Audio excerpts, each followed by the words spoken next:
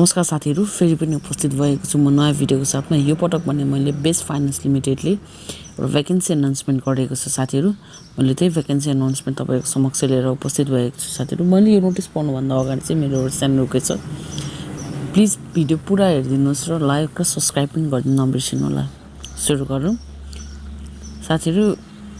एकमा छ department head recovery, position भनेको अफिसर, मार्क संख्या 1 छ। क्वालिफिकेसन भनेको तपाईले bachelor degree in management economics or equivalent degree गर्नु परेको छ कुनै पनि रिकग्नाइज युनिभर्सिटीबाट। एक्सपिरियन्स एटलिस्ट 5 इयर्स को भनेको छ।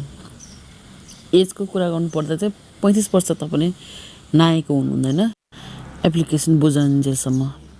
2 मा छ department head information technology, position भनेको छ junior officer. Number of vacancy भनेको 1। क्वालिफिकेसन भनेको bachelor degree in information technology from recognize university भनेको छ भने। एक्सपिरियन्सको कुरा गर्नु पर्दा 2 इयर्स को आईटी सम्बन्धी कुनै पनि फाइनान्स कम्पनीमा काम गरेको हुनुपर्ने छ भने। एजको कुरा गर्दा फेरि 35 नकाटेको हुनुपर्ने छ। तेस्रो छ department head human resources, position भनेको सुपरभाइजर, मार्क संख्या 1 छ।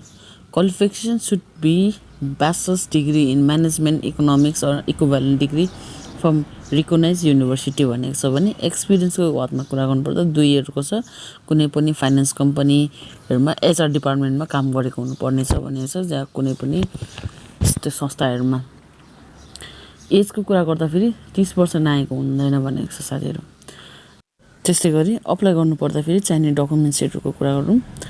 इन्ट्रेस्टेड क्यान्डिडेट्सले माथिको क्राइटेरिया पुरा गरेको छ भने इमेलमा तपाईले एप्लिकेसन दिँदा हुन्छ। अपडेटेड सिभी र रिसेन्ट फोटोग्राफहरु, अनि त्यसपछि नागरिकताको प्रमाणपत्रको प्रतिलिपिहरु भनेको छ साथीहरु।